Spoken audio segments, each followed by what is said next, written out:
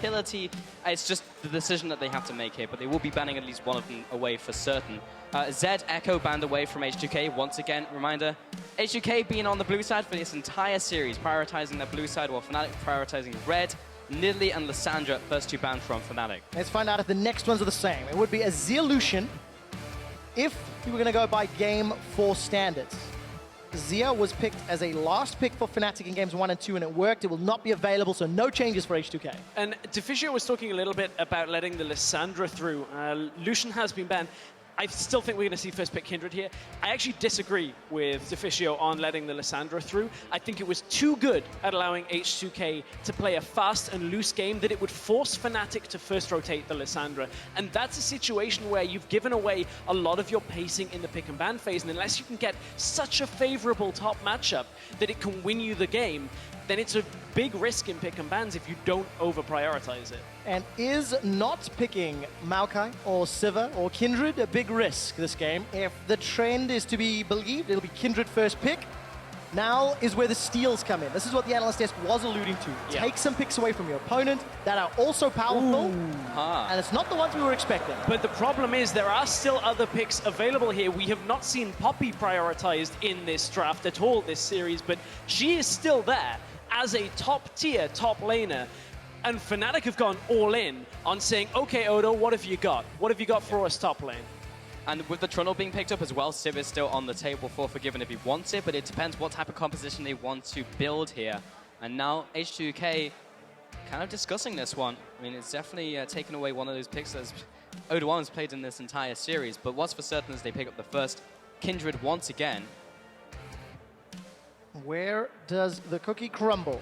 15 seconds left on the clock. Again, serious faces for H2K. It's got to be Braum here. Vander can take away the Braum. You can either go Braum or Alistair. What do H2K want to go with it? I mean, the Trundle has been locked in as the support here, but you don't want to show too much more unless you're that confident in the Ryze. Wow. It can be a flex. I'm not expecting it to be. I'm expecting it to be mid for Ryu here. Hide the top lane for H2K. Hide the support for now. Fnatic, what are they going to bring out? They're looking at jungle. Graves has been the pick this entire series. Yeah, I mean, that's been like, what, their second rotation every single game? Graves, Ezreal now coming out. 100% correct, young Padawan. Graves has been picked second rotation for Fnatic every game. Fantastic. Apart from that game with the first rotation Ezreal. So, yeah, waiting on those last two pickups from H2K. Braum would be fine. I mean, at this point, Fnatic are in such a familiar position. They have an Ezreal locked in. Now how scaling is their mid lane pick? Into Ryze, where do you go? Do you go early game, put Febiven on something that is all or nothing to win this game? Or do you bank on scaling once again? Try and play something like the Kassadin and play a more passive game. It's so tough because H2K have shown in the last two games they can play early, they can dive, and they can do it coordinated. So if Fnatic go for that risk, it's going to be a challenge. With 3 seconds left on the clock, the champions that will get locked in for H2K include Poppy and Braum. No real surprises. But the Kassadin game, keep in mind, was the game with the Lissandra in, with the fast comp that wanted to fight very quickly. In this situation, H2K, yes, they have decent fight potential. They have the Braum, they have Poppy, they have Corki, these tools that are okay earlier into the game, looking at fights, but it is not the same setup as an Alistair, a Lissandra, that kind of setup. And I mean, there's no spell shield this time for Febi's Cassio, but I think that's a riskier pick than perhaps they need to go for. Yeah, but what are the other options here? Because Azir's been taken off the table, there's no Zed, and then if you're really looking for an outplay champion who can literally just 1v5 the game and make that star outplay which wins the game, Cassiopeia would be the pick, but we just had an entire game of Fnatic not being able to make that work. Really? Ooh. It's not locked in yet. It's not locked in yet. I don't like to talk about hovers until it is locked in. And with 2 seconds left on the clock, a collective sub as Fnatic bank on the lane, neutralizer Orianna, and they're going for late. Yeah, they're going for later in the game, but look at what they have though. Maokai, Orianna, Graves. If that combo hits, you win the game in a later game team fight. But man, the collective just sigh, the deflation. We have to do 3 playmakers. It was like, Ori. But no, Ori can make those big plays late game as well, especially with Maokai into the mix. But Fnatic are basically making the statement that we're going to go late, and we're going to make better decisions than you, H2K, and we're going to out-team fight you. That is the first Orianna on the LCS stage all year long for Febiven. And we need to see how well he's going to perform with this champion. The Wombo combo, if you get a good ball delivery system with that Graves or that Maokai, it can be game-changing. But I think it's going to be challenging into Braum, into Poppy, into Ryze. It's hard. It's really hard. But from H2K's perspective as well, I mean, it's harder to get into those fights. They don't have the instant point-and-click CC. There's no Lissandra. There's no Maokai now. For the last time of the spring split, Prolly and Daylor have shaken hands. That is it for them. It is in their players' hands now. Their fate rests with the teams. It really does, and we'll find out where the momentum lies. This is for 50 championship points, for third place in the spring split. And once this game concludes, North America will take off with Team Liquid versus Immortal. So hello to anyone in NA, in Mandalay Bay that's busy watching. But now, it's Europe's turn. It's Game 5, and it's H2K taking on Fnatic. And for the final time today, make sure you hit us up on Twitter, hashtag H2K win, hashtag FNC win. See where your heart lies. I think I already know the answer. I know where the audience heart lies in this one. In the heart of the cards. Hey. Febiven and Ryu set themselves up in the mid lane. Crowd seems a little torn between you and NA from what I can hear. Regardless of that fact, no deep wards, all right? No vision being placed by either squad. Fnatic have been the ones that I feel have initiated those deep pushes more than H2K throughout the series. And we'll find out whether or not we're going to have lane swap. And to revisit the very first set of games from today, the very first game where we were talking about Fnatic will benefit in the lane swap, H2K should benefit in standard lanes for the 2 versus 2. We haven't seen the same impact from that we saw in game 1 of the day. It seems like Rekkles and Klaj started to play a little bit better around that in the games that we saw with the 2v2, but still it is that strength for H2K. And also important to note that it was Trundle in both of those games, that yes, Klaj fell behind early on. However, as the match played on, he had pretty good pillar placements, applied pressure multiple times, and successfully ganked Ryu in that middle lane, back-to-back games. I also like this play. When you have Maokai in the side lane, it means that you can set up the saplings preemptively. It used to be 120, which when you place them down, then you can do it earlier, now that those have been buffed up. And just helping Spirit for his early clear. Yeah, good guy Gamsu gets Spirit out on the map a little bit faster on, and look at what he's doing with it. Spirit is heading down to the bottom jungle, looking for Jankos, who should be on his red buff right now. We're about to have a smite up. He's got the timing perfectly down, but Jankos, he doesn't know Spirit's here. Q goes down, but you're right, there's no smite wall, and Spirit's dragging it back towards him. The patience meter is going down, and it's going to come down to auto attack. There's the burst. Spirit, he secures it, and now he goes after Jankos. He's going to be backing away. I mean, he's not going to get help from the mid lane, and he literally can't. And Spirit shoves Jankos out of his own jungle. Oh man, that could prove to be crucial there, because Spirit pushes Jankos so far away. Neither one had smite, so nobody could really take advantage of the early invade off that, but still, that is a big win for Spirit. It all comes from that initial sapling onto the Wolves. The 3 saplings, now it's going to allow Spirit to control the bottom side jungle. We'll drop back for his blue at some point. And of course with Jankos playing the day and night champion, the lamb and the wolf. He's had 2 games where he was a wolf and he was eaten alive, and 2 games where he turned himself into the lamb and got destroyed. Which one will it be today? Already under pressure from Spirit. Fnatic, let's find out how they play these Australia lanes. Klaj actually moved into the jungle to place a ward on that red buff, so we'll see if there's information provided. Like, this is just so smart. Like, this is a play they've literally thought about, and it's like, this is exactly how we plan it. Klaj, you do this at this time, and then you go for this invade with Maokai. So well thought out. And having something in the bank for Game 5 of this series, knowing it comes down to this game, is incredibly good to flare up your opponent. And at this point, look at how this plays out for Jankos. He had the mark of the Kindred on the enemy camp that he can't invade on, so Spirit goes, okay, I'm going to take that.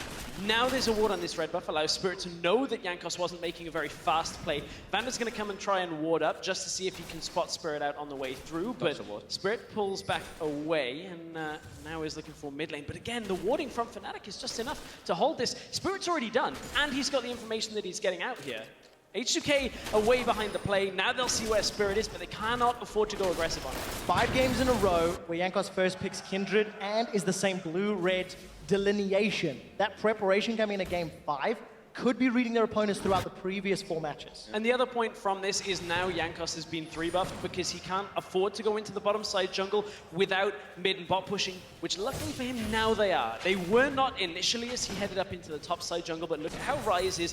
Febi now needs to push Ryze back slightly, but Poppy is going to push in towards the Maokai. The problem is to group on that blue buff is very risky this early on. You can see Jankos just goes, okay guys, I can't get it. I'm going to have to retreat to my jungle and look to farm this up off smaller camps. Spirit is so far ahead right now. Jankos will be getting level 4 off of this, but Spirit is like a full half level ahead, if not a little bit more. And you can see the gold difference as well just between the 2 junglers because he managed to get that. And looking towards the bottom lane now, in that one-on-one. Talked about the Poppy and haven't seen it at all prioritized in this series so far, but Odoamne finally picking this champion up. And I feel like Odoamne can do more by himself in this game as well with that pick. But I think the interesting thing is we haven't actually seen it from Odo in playoffs. He played it in the regular season, 3 games, 2 wins on it. And we always thought it was a particularly strong champion for Odo. It gives him a lot of flexibility, tanking his damage, the ability to skirmish pretty well. Now we're finally seeing it in the last game for H2K of the spring split. Is it going to be enough? Because Gamsu fell behind drastically in the last game. He also put so much faith on the Ryze pick as well in the middle lane, and now that's been picked up. There's a slight CS advantage to Febiven, but it's really negligible at this point. And also that lane is just going to neutralize as well, so we just have to see what it does later on into this game, but right now that's just a farming frenzy. Yeah, both of those champions are going to do very well once they become activated in the mid to late game, but also both somewhat reliant on the rest of their team, you know? Either setting up for a good shockwave for Febi or providing enough threat to allow Ryu to run circles around his opponent. I think that's Jankos' first mark of the Kindred, and he's immediately going to make his way up top towards Klaj. King of First Blood, is he back? Well, Klaj's dropping low, Jankos, he gets the flash, so we're close.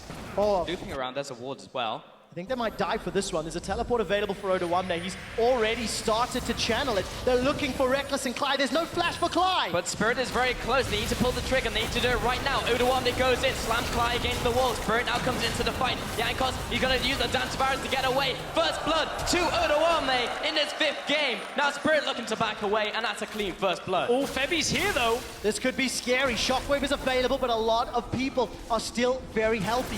Febi's only got a chalice, not enough AP to work with, and that was a well-coordinated dive from H2K. And it's all coordinated from the fact that Gamsu used his teleport a little while ago to get down back to the bottom lane. And, you know, we were looking at H2K and the way that they went aggressive in the early games against Origin in the semi-final series. They were very patient, but over-patient at setting up dives. They took too long, and I was worried that that was going to be the same thing, but the problem was Fnatic couldn't group the people in the top side in order to counteract that. H2K managed to get the initial dive off, and you can see Odo was here in plenty of time just to get this gank off. Look, Gamsu, nothing he can do on the bottom side.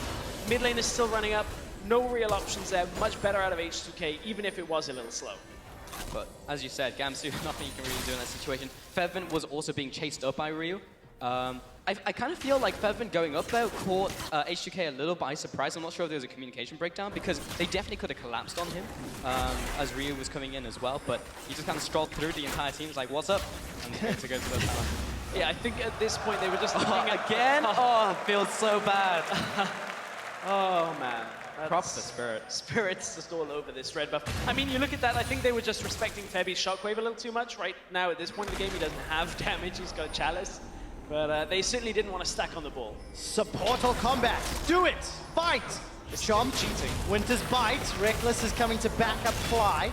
Fella comes down as Vander stands behind. Jankos gets away. Not true 1v1 supportal, but I think it'll still count for it. Was lingering there behind Ryu, but no real threat to go in. And you know, you talked about Spirit and how well he's playing around that red buff in jungle. Spirit has shown multiple times this year just how big his backpack can be when he decides to show up and when he decides to perform at his best. IEM World Championship comes to mind as the most impressive for the year, I feel, of those Lee Sin games over the course of the few days. And now we need to see if we can channel some of that performance into this Graves game. Yeah. He was like, I've seen MXG from that tournament. I'll try and do the same thing here. And so far, he's just done so well in the early game. He's just definitely straight up counter-jungled and out-jungled Jankos. And I mean, the meta right now in the jungle favors what Spirit wants to do. Coming in through the first week of playoffs, you know, he was ranked 1 when you look at the CSD. Not that it's overly important for junglers, but when Spirit starts eclipsing people pretty handily in the early game, it adds up. It really puts pressure on Jankos to make plays elsewhere. Yeah, and you can see the rest of H2K making a play on the tower. That will even out the towers. So top and bottom are now down, 1 apiece. Evens out the gold as well. And that will realign H2K as the temporary 100 gold leaders. Because that means so much as we get to 10 minutes of the game. They got extra ward out. That's it. That's it. I've been warding actually very effectively, slightly more than Fnatic throughout most of the games. And Ryu will be gifted the first blue buff. So lane's going to start swapping around and realigning, while Febiven's also going to pick the package up. Yeah, he's again gunning for that Triforce, and because he's not mid lane, he doesn't really need to go Hex Drink. He's going straight up to that top lane. Double pings come out from both teams, so they're aware of where Febiven is going to, and should be able to collect this wave. Yeah, he's probably going to lose like 1 minion, but he's good to go. No, not even that 1 minion. But look at what Fnatic have recognized here. As they move up with their duo lane and they hear the package get picked up, that's a big sign that if they hold the 2v2 on the top lane, Rekkles and Klaj are going to get double TP'd on. Ryu and Odo are going to show up. It's not quite available for Odo, but if they had stayed there, it would have been.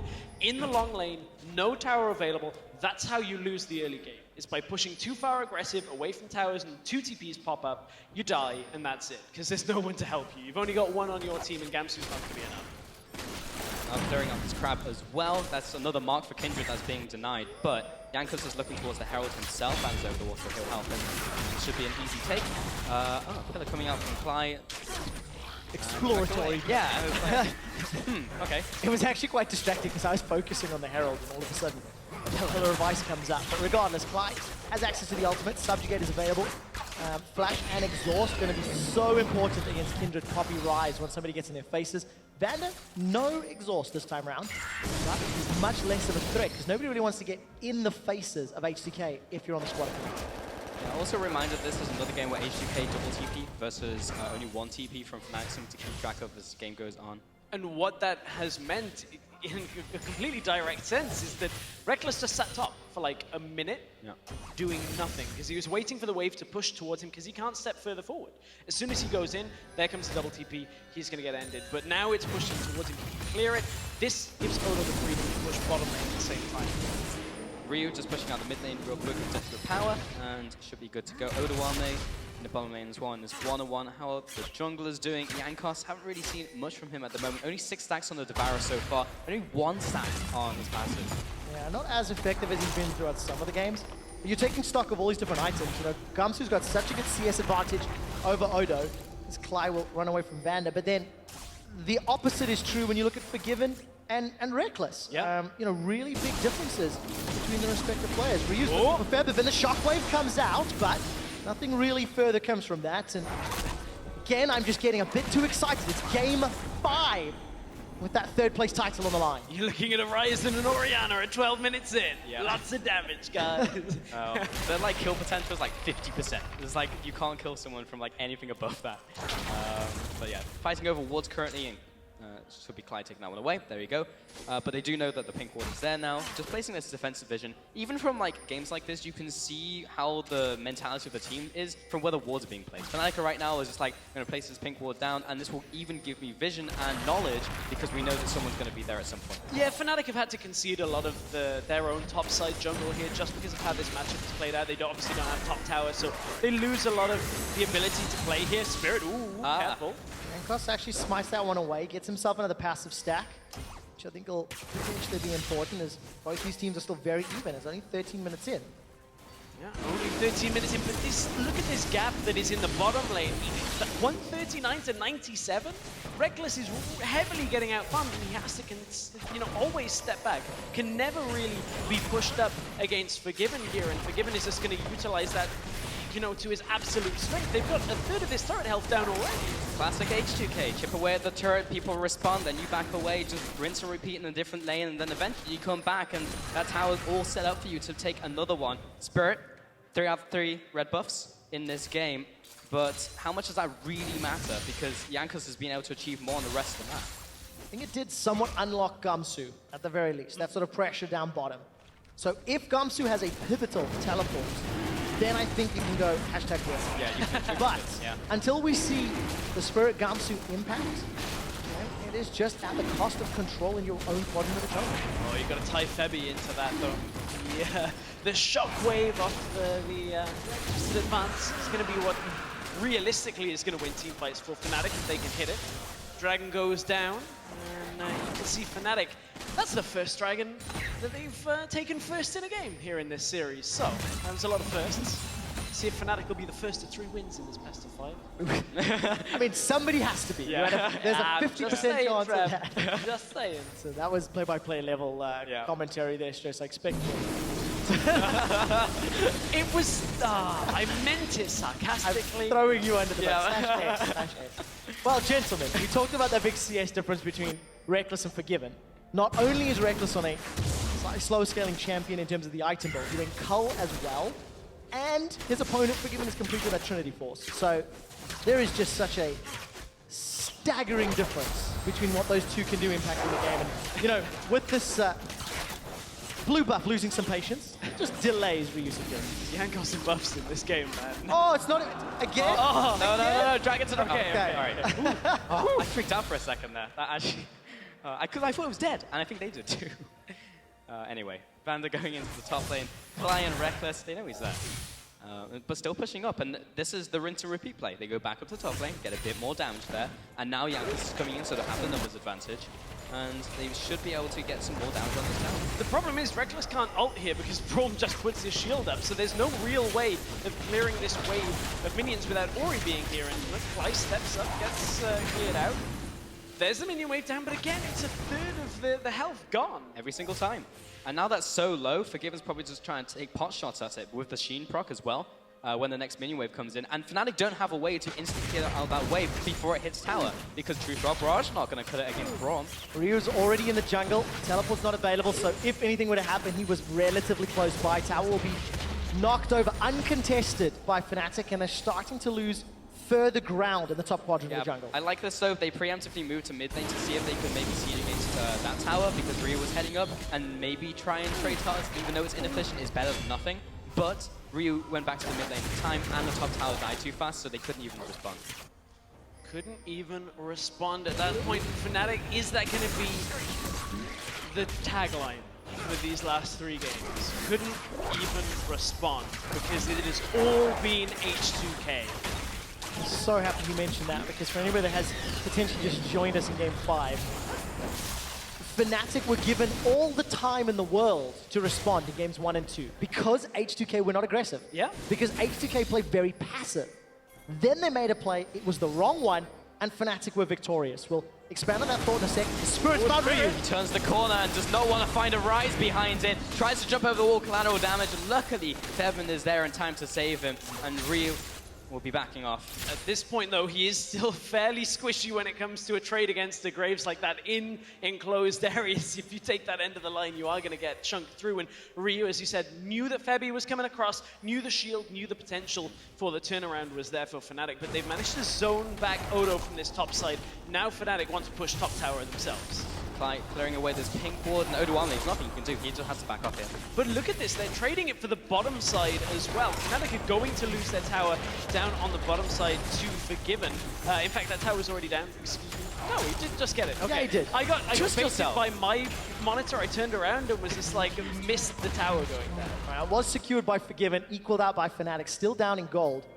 And just to extend on that storyline, when H2K turned up the heat, when H2K applied pressure to Fnatic, they've cracked. Games 3 and 4, and we'll find out if it's going to happen again. Yet another inner turret that H2K arrive at first, and will go down nearly uncontested by Fnatic. I mean, that true shot barrage really didn't do anything. 2,000 gold ahead, H2K. Okay, so taking a look at some of the previous games in recap in this general series, I'm going to hold that thought for a second. Like, maybe finds Jankos, but I think he's good to go. because H2K have had these games where they haven't been able to teamfight, and that's been like a mainstay of one of their problems. Fnatic exploited that in the first 2 games. Then they started picking really good teamfighting champions, and they were able to fight back because Fnatic literally couldn't fight them. But now in Game 5, it's not as simple as just Maokai going in and starting a fight up. So that's something that Fnatic could exploit. But then on the other side, H2K have just been playing the H2K game and taking all of these towers. So there's so much back and forth that makes this literally go either way. Yeah, that is certainly the case. A couple of you might be wondering, like, hey, that True Shot Mirage didn't do too much in that bottom lane. So the interaction between Braum's shield is if the projectile even clips the corner of the shield, it will get destroyed. So that's why it looked like it kind of missed, but he actually caught it despite jumping to the side. So again, it's just such an easy tool for Vander to just go, nope, nope, not going to let you wave clear up on this. Yeah, definitely the case, and it worked out in favor of H2K. Approaching 20 minutes, 1 kill to 0, 4 towers to 2. And despite the fact that Fnatic have a dragon, it is H2K that are in the lead and dictating the game.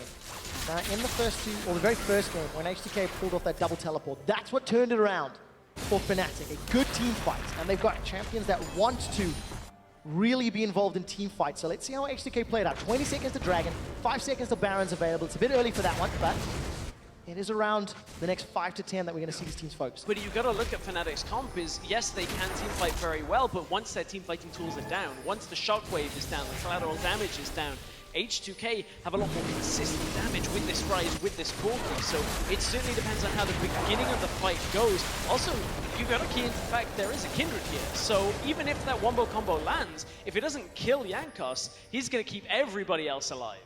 Yep. What doesn't kill Jankos will make him stronger, but not quite, he's not Ola.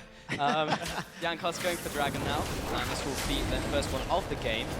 We've actually not really been getting long games in this series. Fnatic, oh, Rekkles is going to be leading on charge, I'm not sure about that one, but now the rest of the squad is here. This is dropping very low, Fnatic. Oh, It's stolen! for it again, unreal. TP. Here comes the TP, they're actually going to go in for this fight. Let's find out what they can do. The package has already been used. True Shot Barrage flies across all of H2K, but there's just not enough damage. H2K are tearing through Fnatic's front line. 2 members of them down already. H2K only losing Jankos. H2K are looking for the tower. Now try and seize this one in. They've got the caster minions there. This should be going down. There's nothing that Fnatic can do about this one. Fnatic at this point are going to try and just stand there, but again, the shield is too strong from Braum. We're seeing Vander's Braum performances just completely shut down Fnatic, but in that fight, what slowed Fnatic's aggression there was Febi dying early, and they need him if they want to have any hope in team fighting. TP comes in from the back, but look at the damage that went down on Febi. Got caught by everything, and the Braum ult was just the icing on the cake. It didn't matter that Jankos died in this team fight because H2K have enough to keep going forward and continue to take out Fnatic. Really good, clear communication in terms of the targeting. Every single member of H2K just dogpile on Febi and didn't give him a chance to breathe. That was something that H2K could not do throughout most of the series. They extend that lead to now 3,000 gold. It was also really impressive because they all collapsed the instant Odoamne came in with that TP. It's like heroic charge into everything. And if they can repeat that, they'll be in really good shape, because if a good shockwave gets off by Febiven and the dream happens with their wombo combo, then H2K could really suffer in these fights, but so far they've had really nice setups. Well, I mean, Fnatic are banking everything on these shockwaves going off because Febi, as his second item, has gone the rabbit. So just like, just give me AP, guys. Just, I need to win these fights. I don't care about staying alive. Just give me the shockwave. Give me what I need to be able to do to shield, to use that dissonance, the damage, everything that he wants, that extra AP, rather than keeping himself alive. Yeah, the strength of that shield in conjunction with the strength of the armor and MR for True Grit for Graves, plus the damage reduction from Maokai. There's actually a lot of hidden tankiness that will come from the Fnatic squad, even disregarding the Trundle Subjugate. So let's find out if they can get those extended fights. But it's going to be difficult when, yet again, Fnatic are playing responsive and reactive, and there's a Satyr Devourer in Jankos as well. And also, Fnatic are playing on 2 lanes. Fnatic cannot play on 3. Whereas H2K, on the other hand, they've got Ryu with the teleport. Oda doesn't have his available yet, but he was pushing up in the top side. It's enough to drag Gamsu up there in a moment or two, and Gamsu's no TP. So it means that H2K always have this option to look for and engage whenever Fnatic don't have Gamsu's TP available. Odoamne was looking for potential flank opportunity. He is off to the side, but he doesn't have the flash either. In fact, there's not a lot of summoners up in this game. Only Gamsu has his flash right now. Oh, Febiven as well, because we've had so many big skirmishes. H2K H2K. I got your pulse. Yeah, don't yeah, worry. yeah. Gamsu as well in the bottom lane. Still 7 out of 10 is not bad. Carrying out this one. And 2 tank items.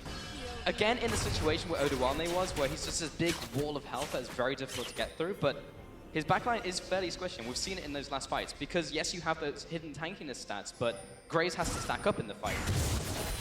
Yeah, he does, and there's a lot of stacking just in this entire series. You look at how both teams have had later game components to themselves. No tier on the side of Fnatic's mid laner this time around, but you know, Rekkles has had one, Ryu has had one, just this later game focus. Fnatic have let it slip in the last 2 games. Yeah, they really have, and it's been H2K that found a gear that they've not found in a while. So, very impressive play. 25 minutes up, Fnatic still only sitting on 2 towers. The mid outer turret is still being defended fervently by Ryu.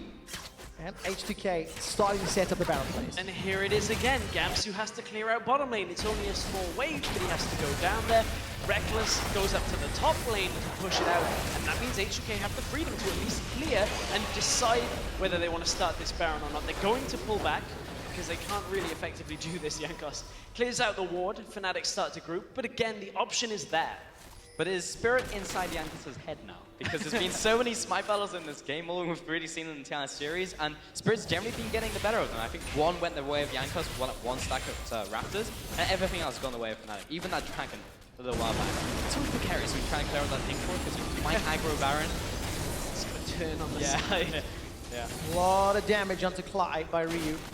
Running through that mana pool, but it doesn't really matter because Ryu is still defending that tower. 25 minutes in. And this arms race just continues to grow. More tanks for the Tonks up top, more damage for your AD carries, and I think very important for Rekkles. He's got that frozen fist. He's working towards a player of the Rune King as well. Yeah, he is. I'm interested though in Klaj's performance in this game, because last game really Gamsu and Klaj were the weak points for Fnatic. And in this game, Gamsu is yet to die.